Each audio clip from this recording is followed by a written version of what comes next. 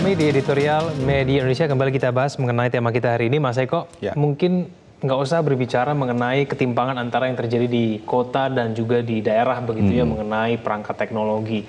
Kalau kita bicara di kota besar saja sudah begitu banyak orang tua yang mulai mengeluh, Mas. Iya. Bagaimana kemudian mereka bisa membagi waktu antara kewajiban mereka untuk bekerja dari rumah, Iya. tapi di sisi bersama juga diberikan kewajiban untuk memberikan pelajaran sekolah yang seharusnya diberikan oleh guru, tapi kemudian mereka yang kemudian jadi berkewajiban untuk memberikan pelajaran tersebut. Iya. Bagaimana kemudian Mas Eko mengenai Ya, itu kemudian ditangkap oleh KPAI ya. Ya. Kemudian KPAI melakukan rakornas dengan Kemendikbud dan Kemenak untuk mengatasi persoalan ini.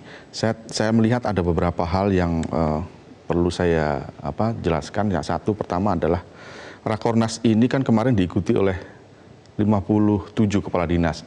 Kenapa kepala dinas 57? Karena di dalamnya itu ada SMA, SMK, dan aliyah. Ini kan tanggung jawab mereka. Nah, di situ sebetulnya problem-problem yang di tingkat dasar.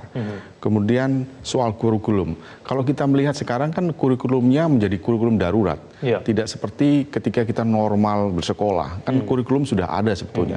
Nah, kurikulum darurat itu bagaimana? Tidak semua seharusnya kurikulum yang normal itu diterapkan oleh sekolah. Ketika ini darurat kan harusnya dipilah-pilah, ya, dipilah-pilah mana yang cocok, mana yang tidak. Kemudian soal kenaikan kelas, Igan. Ini kan sebetulnya akan mulai ujian nanti bulan Mei.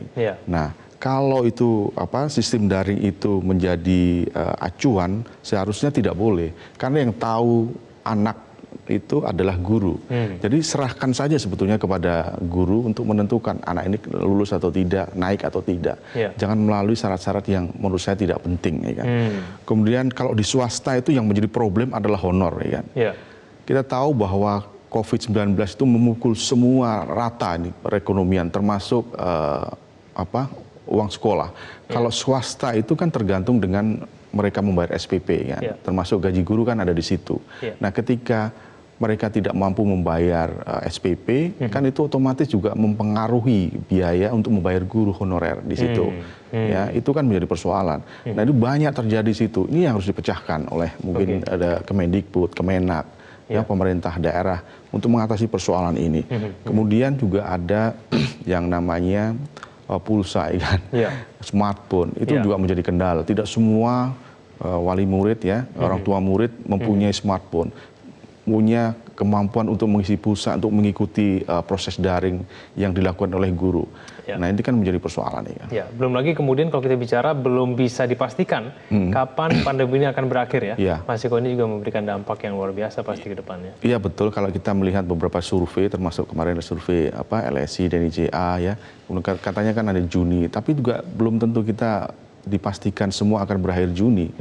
Kan daerah-daerah yang lain belum tentu sama dengan DKI Jakarta mulainya, kan. Kalau melalui PSBB kan DKI lebih dulu. Kalau nanti berakhir lebih cepat, mungkin daerah lain juga belum tentu sama. Nah, ini harus dipikirkan oleh pemerintah pusat maupun pemerintah daerah. Kalau kita melihat di masuknya nanti kan kira-kira masuk bulan awal-awal Juni, ya, setelah Lebaran. Nah, apakah itu nanti COVID-19 masih ada atau tidak? Bagaimana kalau masih ada? Sampai kapan sekolah meliburkan anak-anaknya? Kapan dia mau mulai masuk? Itu harus dipikirkan. Terus bagaimana pembelajarannya di rumah? Apakah terus melalui daring atau tidak? Nah, ini kurikulumnya bagaimana? Apakah menggunakan kurikulum darurat? Kalau kurikulum darurat, apa yang harus dikerjakan? Apa yang harus dipentingkan? Itu harus sudah dipikirkan, kan? Sampai sekarang konsep paling tidak untuk menjawab mengenai pertanyaan-pertanyaan tersebut belum ada, ya, Mas Eko, ya? Kalau kita melihat guru-guru juga masih kebingungan. Kepala dinas di beberapa daerah kan juga tidak memberikan solusi yang jelas menurut saya kepada guru-guru. Maka guru-guru itu lebih banyak mengambil dari dari TV pemerintah yang kita lihat sekarang menjadi rujukan bagi guru-guru untuk memberikan soal dan lain-lain. Jadi menurut saya guru-guru selain juga harus memberikan soal dari TV pemerintah tersebut, mereka juga harus kreatif, kan. Maksudnya kreatif tuh ya karena banyak di rumah, mereka harus lebih banyak membuka-buka laptopnya, ya, komputernya. kemudian browsing di sana sini untuk memberikan edukasi yang lebih kreatif kepada murid-murid yang di rumah. Kalau itu saja monoton nih kan.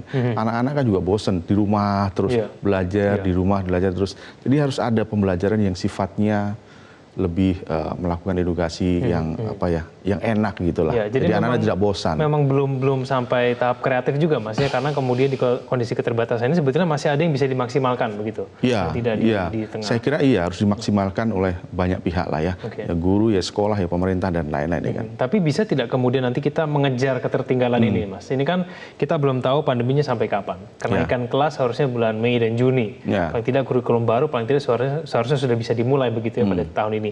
Bisa tidak ntar pada waktunya ketika kemudian COVID-19 ini sudah selesai begitu, kita bisa menjawab paling tidak pelajaran yang seharusnya diajarkan kepada anak-anak yang kemudian hilang begitu gara-gara pandemi COVID-19, bisa kemudian nanti belakangan diajarkan, bisa tidak? Ya, untuk mengatasi ketertinggalan ini memang tidak mudah untuk di tengah COVID-19 ini. Mungkin di tahun ajaran baru kita mulai giat untuk mengejar ketinggalan itu. Kita kalau melihat program Pak Jokowi ya, kan dari infrastruktur ke SDM. Nah, ketika SDM-nya ketinggalan, pasti akan tercecer untuk dunia pendidikan. Nah, itu program yang harus diatasi oleh pemerintah sekarang. Nah, kalau di tengah pandemi sekarang ini, mungkin yang paling penting adalah bagaimana guru dan murid itu belajarnya lebih enak lah kan, lebih enak, lebih kreatif dan lain-lain. Mungkin tahun depan ya, atau mungkin tahun ajaran baru yang mungkin dimulai Agustus atau September ya, itu lebih kreatif lah, lebih enak ketika COVID-19 sudah nggak ada. Baik. Mas Eko, kita jeda dulu. Pemirsa jangan kemana-mana, kami akan kembali usai jeda berikut ini.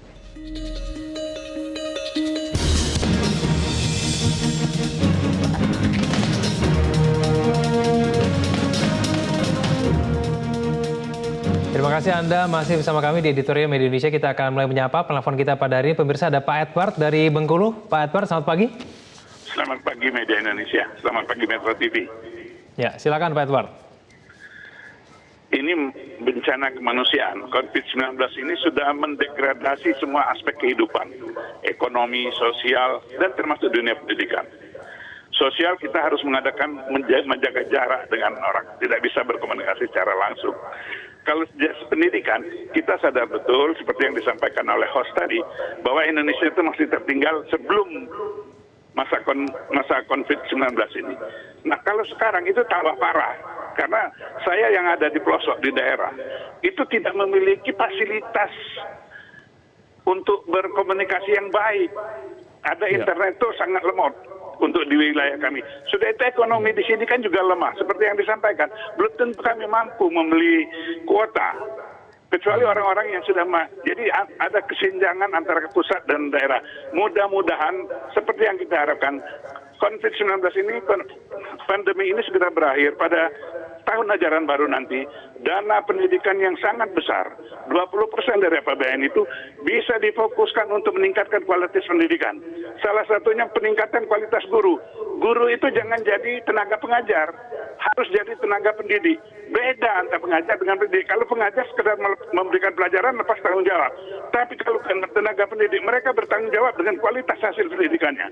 Sudah itu moto guru yang selama ini yang digunakan itu harus diganti, jangan proses belajar mengajar secara sederhana. Kalau kita dengar proses belajar mengajar, berarti tenaga pengajarnya belum pandai benar, baru belajar mengajar kan, proses belajar mengajar itu harus diganti. Dan sarana pendidikan di daerah tolong diperhatikan. Dana yang besar itu jangan untuk mensejahterakan para guru. Guru sudah sangat sejahtera dengan gaji, ada dana sertifikasi, ada dana tunjangan-tunjangan lain. Saya kasih tahu di daerah saya satu SMA itu mengelola dana operasionalnya 4 miliar satu tahun. 1,5% dari 1,5 miliar dari pemerintah, 2,5 miliar dari murid. Nah, ini sangat besar sebenarnya. Kalau ini digunakan untuk meningkatkan kualitas pendidikan, saya akan cukupi.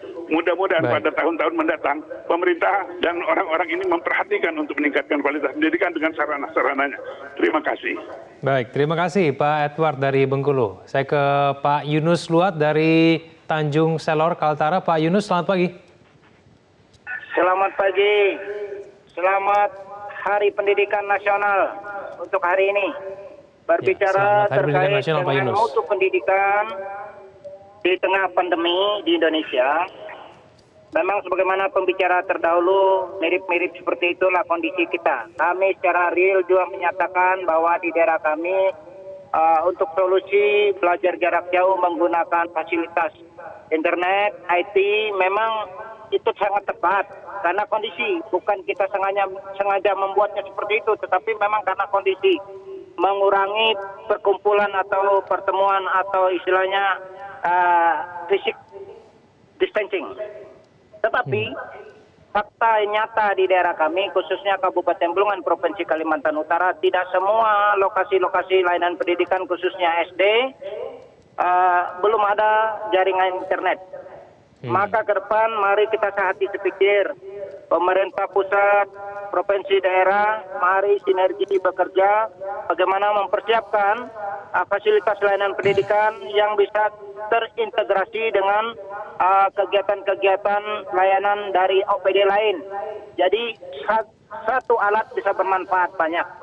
Jadi tidak hanya untuk pendidikan, tapi boleh digunakan oleh OPD lain untuk sarana-sarana layanan pembangunan yang lainnya, dan memudahkan komunikasi antar desa ke kota, ke yang ada jaringan.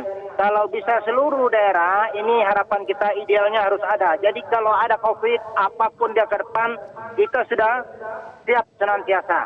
Apa boleh buat, memang saya paham tidak semudah membalik telapak tangan, tetapi memang ini harus kita pikirkan bersama. Mudah-mudahan COVID ini segera lenyap musnah di bumi NKRI tercinta. Sukses selalu untuk semua. Amin. Pak Yunus, terima kasih telah bergabung sama kami dari Tanjung Selor, Kaltara. Mas Eko, kita lanjutkan diskusi kita. Dari dua penelpon kita di luar Pulau Jawa, dua-duanya mengeluhkan mengenai jaringan komunikasi dan kemudian perangkat teknologi yang tidak memadai, tidak imbang dengan kota-kota di Pulau Jawa. Bagaimana kemudian, Mas Eko? Ya, itu menjadi problem. Sebelum COVID juga sudah menjadi problem. Apalagi sekarang jadi COVID-19 ini kembali menjadi problem yang pasti akan sangat berat bagi dunia pendidikan di sana. Kita harus tahu bahwa internet itu sebetulnya lebih banyak ada di kota-kota besar ya, di kota-kota. Kalau di daerah-daerah pedalaman pasti akan sulit ya kan. Nah, ini proses pembelajaran ya, jarak jauh itu pasti akan menjadi kendala. Ketika guru harus menyapa muridnya melalui proses daring itu pasti akan kesusahan di sana. Makanya dituntut untuk lebih kreatif guru untuk melakukan proses pembelajaran ini. Tapi gimana mau menuntut guru lebih kreatif ketika tidak ada internet di sana? Dia tidak wali murid juga tidak mempunyai smartphone, tidak mempunyai komputer, tidak mempunyai laptop, maka akan susah untuk melakukan proses belajar mengajar itu. Nah, kuncinya menurut saya ketika tahun ini ada COVID-19, ya kita tidak boleh membebani terlalu berat lah kepada murid ya, kepada guru dan lain-lain. Mungkin tahun depan ketika sudah mulai COVID-nya sudah mulai selesai, nah kita mulai sama-sama bangun pendidikan untuk Indonesia yang lebih baik ya kan. Baik, Mas Eko, kita sama-sama berharap COVID-19 ini segera berakhir dan kemudian ketika sudah berakhir ini bisa menjadi momentum bagi pemerintah Indonesia untuk betul-betul memperbaiki jaringan komunikasi dan juga perangkat teknologi supaya kemudian lebih merata. Terima kasih Mas Eko telah bergabung sama kami di editorial Media Indonesia. Pemirsa, kita tidak boleh menyerah dengan keadaan dan membiarkan kualitas pendidikan nasional kita menurun di tengah berlangsungnya pandemi. Seluruh stakeholder pendidikan nasional harus ikut turun tangan mencari solusi dan mengantisipasi potensi persoalan tersebut.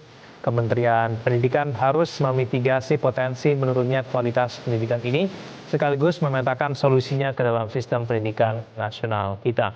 Inilah tantangan krusial dunia pendidikan kita saat negeri ini merayakan Hari Pendidikan Nasional di tengah berlangsungnya pandemi global. Terima kasih Anda telah menyaksikan editorial Media Indonesia. Selamat pagi.